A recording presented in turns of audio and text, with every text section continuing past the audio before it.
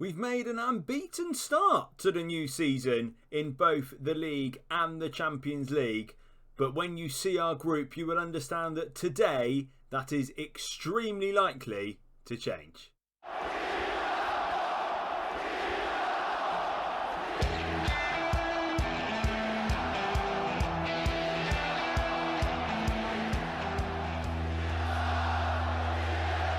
Hello and welcome to episode 10 of the Kings of Kiev. I'm Ben, and coming up on today's episode we face 4th place Chornomorets in the league, and that is followed by our opening Champions League group game against none other than Paris Saint-Germain. But in between the last two episodes, as you can see above me, form has been really good. We have drawn 3 games and won the rest pretty convincingly, meaning we have got through, as I said, to the Champions League group, and we currently sit second in the Ukrainian Premier League behind Kolos Kovalivka by 4 points. They have made a 6 wins from 6 game start, so they currently are the team to catch for ourselves as opposed to the usual candidates in Shakhtar Donetsk. There is also a little bit of transfer news to bring you. 4 more players have come in, the first of which is this chap, Gustavo Scarpa. He is the replacement for Zhirkov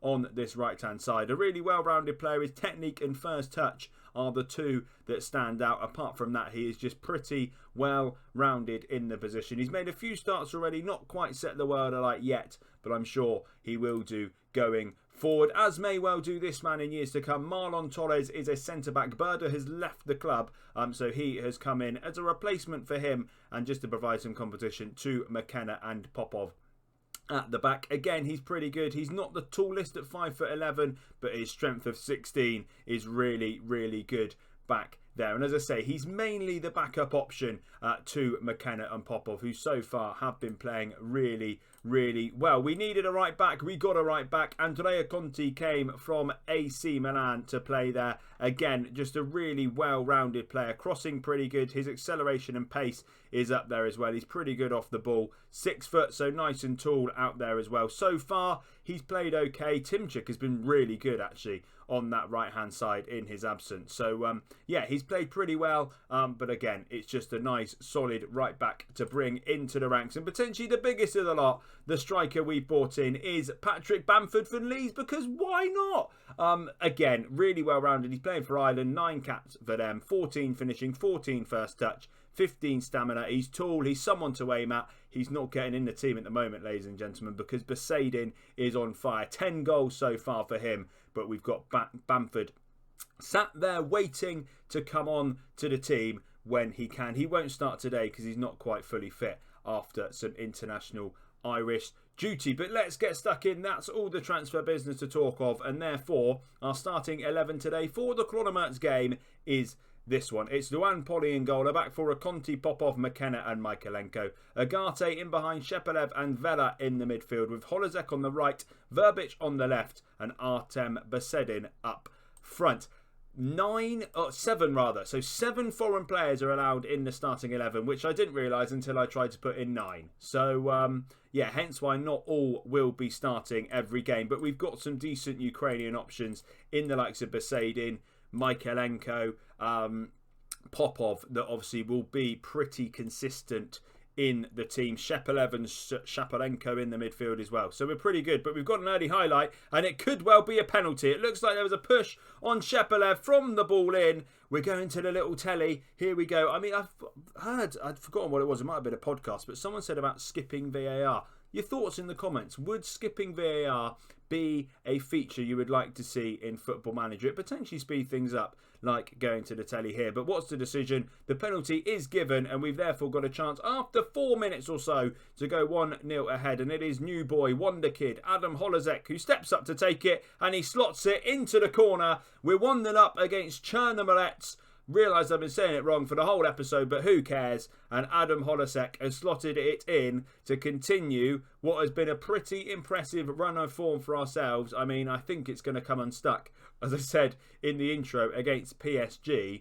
But when it comes to league form, we've beaten Shakhtar Donetsk already. We've had a couple of sloppy draws, but we've looked pretty good away from that. And if we can catch Kolos at the top of the league, I'm confident that maybe we can dethrone Shakhtar this year, as we seem to have strengthened in the right areas. But they do have the ball and they're knocking it around nicely, and Gabriel Ramos hits it straight at Luan Poli in our goal, who again, maybe in January, obviously the transfer window is over. See how we're getting on in January. The goalkeeper might be the one position now where we do just need to fully strengthen. He's good, don't get me wrong, he's good, but maybe there are better options out there. But we'll see. We'll see how we're getting on. We'll see how he's getting on come that time of the year. But for now, it's been a fairly quiet first half.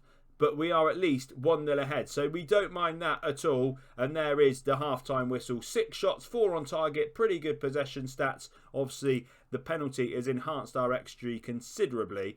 But we're capable of better. We're going to pump the fists when we're telling the boys that we've got the faith in them for this second half. Let's get into it. Come on. Let's get going.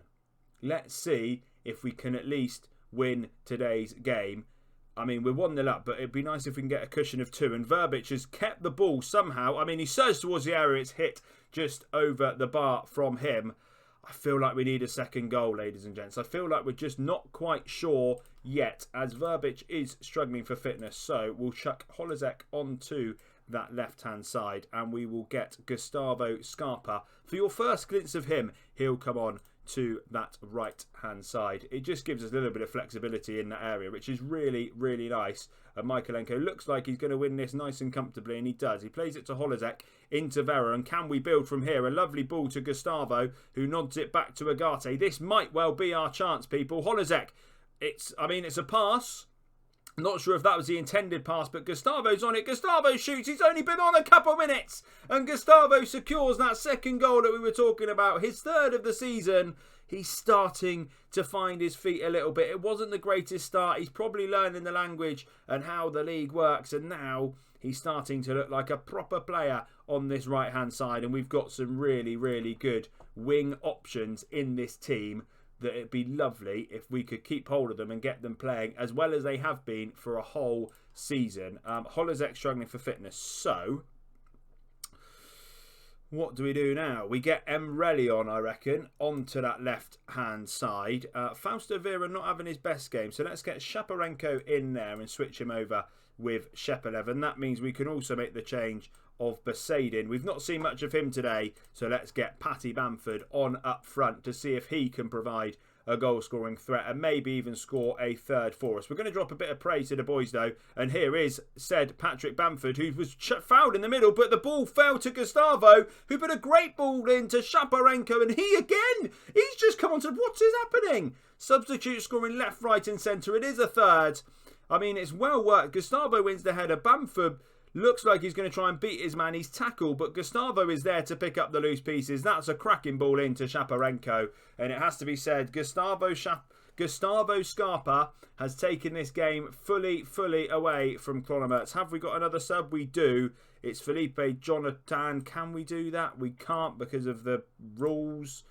Oh, we've only got one more sub. Can anyone currently on the pitch play at left back? No, we're going to have to leave that then. We're going to have to leave Michaelenko on there. There's the prime example of where it becomes a slight problem with the Ukrainian rules. Maybe we shouldn't have taken Besedin off for Patrick Bamford. But it's going to be a win. It's going to be a pretty convincing win as well. 3-0 over Chornomorets. It's a really impressive all-round performance. Michaelenko man of the match, but Gustavo Scarpa for me. A goal and an assist coming off the bench to change the game fully into our favour. And hopefully he can do the same when we play PSG. And I will see you for that big game in a second. Here we go then. Time for the big one. PSG in the Champions League group stage, which, may I add, we've also got Porto and Club Brugge. So there's a squeak we might get second, but this obviously is going to be a really tough game. And only one change for the game. Gustavo Scarpa comes in on the right hand side, Verbic drops out, and Holozek switches over to the left. We're also going a bit more balanced, a bit more defensively knowledgeable, and hopefully we can be a bit more sound and not so leaky against the bigger teams like we were last year in the Champions League. We want to pick off, of course, where we left off on that Chornomorets game. It's going to be so difficult. I mean, let's have a look at this. Who they got? Navas, Grimaldo, Kimpembe, Boateng, Dodo, Marquinhos, Carvalho, Campagna, Di Maria, Belotti and Neymar. I mean, Brilliant. Look at that. They've not even got Mbappe. He's probably on the bench. Oh, so we'll see how we get on. We'll see how we get on. We are not competing at this level by any stretch of the imagination as of yet. But if we can just show ourselves to be semi-decent against these kind of teams, maybe only a 1 or 2-0 loss, then it might well look pretty good in our favour. But Holozek has it to Michaelenko, who plays it across. Holozek, Shepelev, ball across to Agate, to Vela, to Scarpa. No way is Besaidin going to score! We're 1-0 up against PSG! What a start to the game this is! 25 minutes in and Kiev shock the world. Shepelev with the ball across. Agate plays a nice ball into Vela, who plays it to Scarpa, who puts the ball in. Besaidin shoots first time. It's in the bottom corner. He scores for absolute fun, that bloke.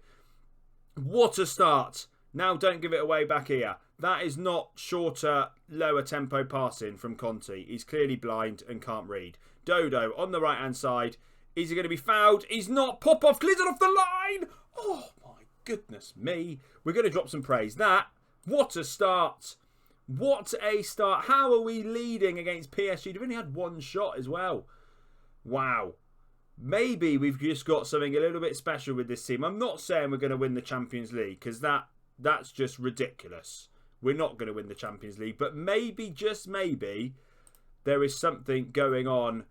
There's something in the water. There's something in the water at this place. And at the moment, it's feeling pretty darn good for these boys, as there's an early chance. William in the middle to Grimaldo. I think that's William Carvalho in the middle for them. They found Marquinhos, Campagna, Neymar. Great ball to Dodo. I mean, it's beautifully worked. Di Maria, what a block. Who is that? That hero there, Scott McKenna. Last year he was playing for Nottingham Forest in the Championship. This year he's doing that to Neymar. Vera, Besaidin. I mean, if we can work this into a scoreable position, it'd be quite nice. Scarpa, what a back heel. Conte, Besaidin's in again. No way. Oh, what a save from Navas. This is, miracles are happening here, folks. Absolute miracles. Gustavo Scarpa loves the Champions League, it seems already. He's having a great game. Besaidin loves it as well. The man who I don't think did play in the Champions League last year due to his doping ban that he had until December. So far, it seems like money wasted on Bamford. It won't be. It won't be. He will be really, really decent for us. But Besaidin is playing so well. Right, first change of the evening. Holozek off. Verbic on. He's played okay, but he's struggling for fitness, and it's fine. We can get him on, as there is now 15 minutes to go. I don't know if I want to press the defensive button, but we might have to. Right, what's going on here then? Conte, Michaelenko, and Shepelev struggling. Conte's going to come off. Timchik can come on for him. One of the two. Shepelev or Michaelenko. I think we're going to need the defensiveness on this left-hand side in a Michaelenko, in a Felipe Jonathan. So there we go. We're going to bring him on. Hi guys, it's full screen me. Just a quick apology for the rest of the video. My webcam that I'm recording on now decides to muck itself up. It freezes the camera, but I didn't want to not show you the end of this epic Champions League game. So I hope you can take my apologies and can still enjoy the rest of the episode, despite the fact that I'm frozen for half of it. And fingers crossed we can finish the game strongly. Let's get back to the action. That may be the wrong decision. We may have needed more from the midfield. Oh my word. Oh no, there's a late highlight. Dodo with the ball in. Campagna, what a block that is. But it's only as far as Dodo again, who might just shoot. He does. It's hit the bar. Oh my goodness me. We're going to praise again. Oh, there's 5 minutes left. This is getting intense now. Neymar. William Carvalho does win it to Icardi. I mean, read the names. Marquinhos. Verratti. What a team. McKenna to Verbic. We're off. Oh my word. That was a brave ball back. This is going to end in a goal. It's long enough to be a goal. I mean, that if you had hacked him down, that would have been quite nice. Popov, Vera, Agate, Scarpa isn't there. And it's back to PSG, who are going to build again. They've got bloody Canhaloglu. This is ridiculous. Campagna on the right. Ball in. Icardi can't get his head to it. Are we off this time? We might well be. Vera to Besaidin, who's passed Marquinhos. My voice has gone so high, it's ridiculous. But Navas saves the ball. 4 minutes to hold on. And we were already really in a shutdown, hence why you haven't seen me go to the tactics and try and shut this down. We were in shutdown mode coming into this game. pretty much. We're on balance still. I want to keep it on balance because I don't want to invite loads of pressure from them, but we're still getting loads of pressure. With Dodo on the right, well blocked. Poseidon, get there. He has. Foul. Verbic is on it. This back, look at Scarpo. Scarpo to finish. Oh my goodness me. Oh no. We are winning. We are actually winning the game. The camera's bugging itself up, I think. I don't know how. But we're winning, people. We are winning this game. You can't see me. I'm elated. What a game. We've won. We've beaten PSG. I think my face is paused for the duration of about 5 minutes. It's fine. Dressing room. We'll go to the dressing room. We're really proud. We've beaten PSG 2 goals to... I mean, this is ridiculous. Where's my face gone? Let's see. I'm back. There I am.